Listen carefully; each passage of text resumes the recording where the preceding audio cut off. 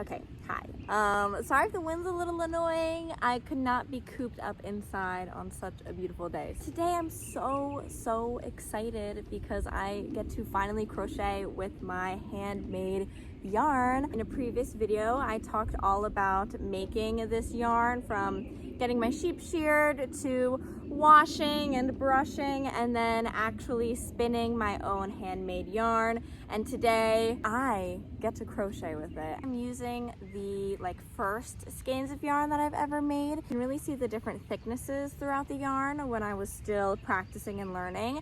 And I'm gonna use these today because I'm gonna make a little cropped sweater using a really cool technique that you can literally use with any yarn. Doesn't have to be handmade yarn and any stitches. As long as you use the basic techniques, you can really do this with anything. Oh, what you'll need for the project is some yarn, a crochet hook. This is a size 11.5, and you will need 2 stitch markers, and you also will need scissors, but I left mine inside. But we all know what scissors look like, right? Let's do a slip knot. You can chain as many as you want as long as it fits around your head. Make sure it can fit around your head. I've made many a project where it doesn't fit around my head. I can't even put it on. That's embarrassing. I'm not even counting. I'm just gonna chain until this can fit around my head. I'm gonna do 2 or 3 more chains. 1 more chain for good luck. Okay, so now that we have all of our chains, we're just gonna try and fold this in half as best we can, making sure it's not twisted around or anything like that. And I'm just going to slip stitch. Ta-da! So now we have a nice circle. Now I'm going to chain 2, like so. Then I'm going to turn my work. Our chain stitch does not count as a stitch. So you really want to double crochet in the first stitch, and then we're just gonna double crochet all around. So now that I'm done with the first row, I'm going to slip stitch in that first stitch. Then I'm going to chain 2. It's really important to turn the work. And because I'm using such thick yarn, I'm going to start increasing. If you're using a thinner yarn than me, you can probably get away with doing 2 or 3 more rows and then start increasing, but I'm gonna start increasing right now. So I'm going to fold my work in half. On one side, I'm gonna count out 12 stitches. So this is 1, 2, 3, 4, 5, 6, 7, 8, 9, 10, 11, 12. So now we have 12 stitches marked off. I'm just gonna fold this in half like so. So we should have 6 stitches on one side and 6 stitches on the other side. And I'm just gonna do the same exact thing to my other side. Just trying to be as close to exact as possible. So let me count. Like 1, 2, 3, 4, 5, 6. So 1, 2, 3, 4, 5, 6, 7, 8, 9, 10, 11, 12. And then because things are not totally exact, I want to just look at this and make sure it looks exact enough. That looks pretty good to me. Fold it in half, make sure everything lines up. This looks good to me. So here's how we're going to increase. Always remember to double crochet in that first stitch, because our chain 2 does not count as a double crochet. And I've come to my first increase stitch right here. So what I'm going to do, take out the stitch marker, double crochet, then I'm going to chain 1 and double crochet again in that same stitch. Then I'm going to put my stitch marker back right in that chain 1. Then I'm going to double crochet to my next increase. All right, I'm coming up on my next increase. Take out the stitch marker, we're gonna double crochet.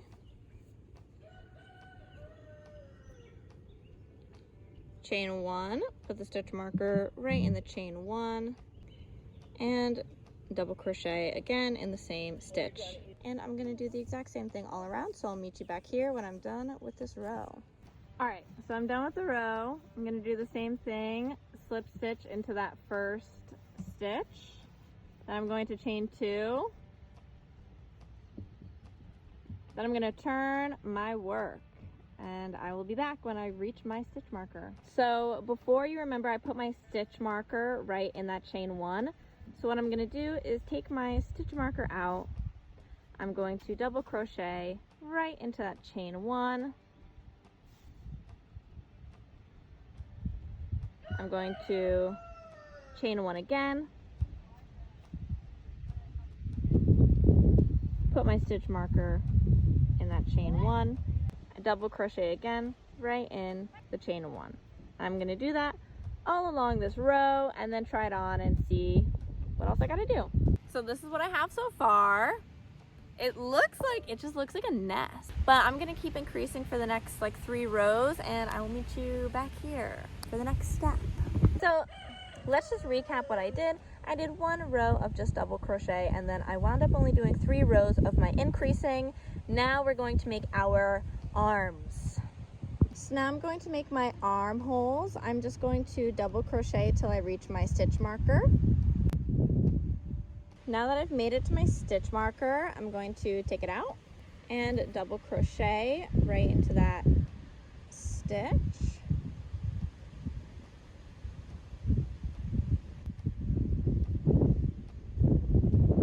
Then I'm going to chain 14. So I've chained 14 stitches. I'm gonna go over to my other stitch marker, take that out, and just double crochet right where that stitch marker was.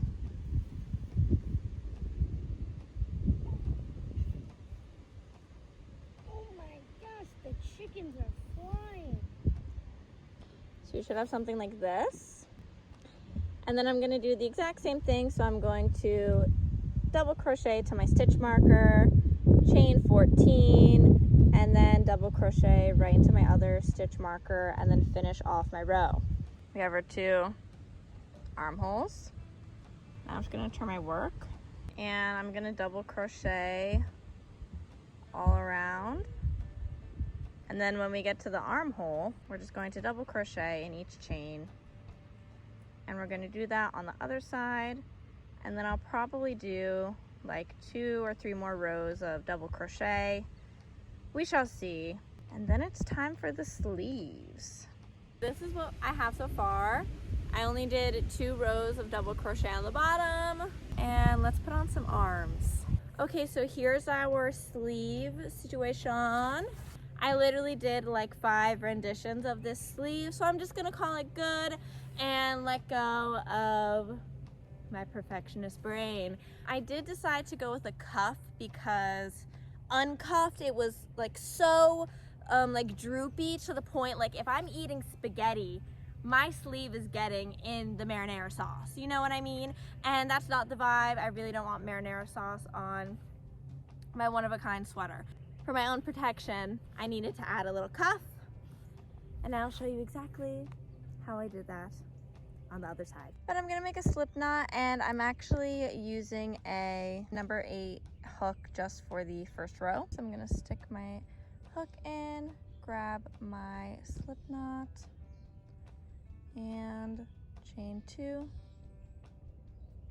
Then I'm going to double crochet in that same stitch, and then I'm going to just keep double crocheting all around for the first row, and then I will meet you back here when I'm going on to my second row. So now I'm coming up on the end of my row, and the reason why I used a smaller hook is so that way my armpit didn't get like super thick. We want a nice, comfortable armpit without like a ton of yarn. So this is just for armpit comfortability. So now I'm just going to slip stitch, change my hook. Now I'm going to use my 11.5 hook, chain 2, and turn my work. And then I will just double crochet just like I've been doing for the next 15 rows I'll meet you back here when I have 15 rows of double crochet, and I will show you how I made my cuffs. Here's what our sleeve is looking like, and now it's time for the cuff. So I'm gonna switch back to my 8mm hook. And now I'm going to make 5 chains.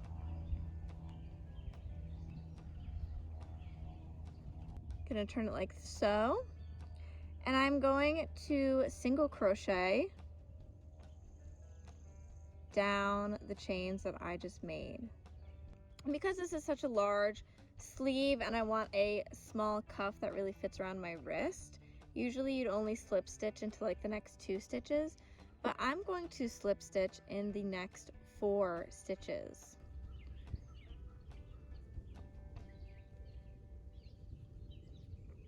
And I'm going to turn my work. So I'm going to skip over my 4 slip stitches, and I'm actually going to back loop single crochet up my cuff.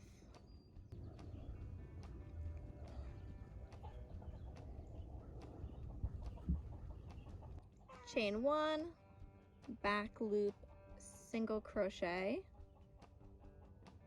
down my cuff for the next 4 stitches.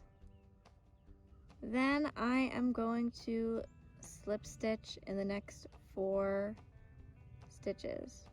And I'm going to repeat this all around the sleeve, and I will meet you back here when I'm done. All right, so here's what the cuff is looking like. I just have to seam it together, weave in all my ends, and then I'm gonna put on a cute outfit and be right back.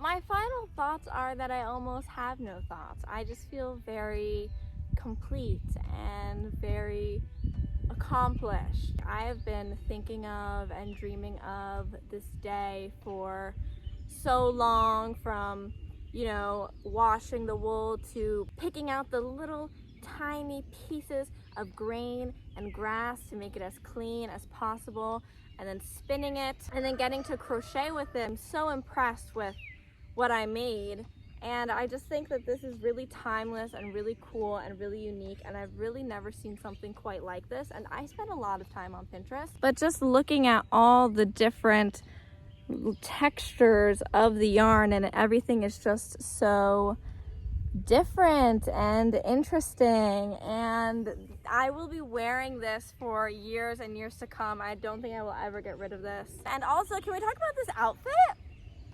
This outfit is amazing. Like, if I was a cult leader, this would be my cult leader outfit. This would be like the uniform that I made every single person in my cult wear. Not that anyone needed to know that, but now you know, if I ever started my own cult, this would be the fit.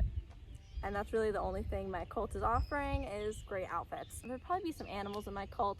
Okay, I'm getting off topic. And that's the end of the road for this project, but please make sure to like and subscribe, and let me know if you have any suggestions for anything else that I should make in the future. Goodbye.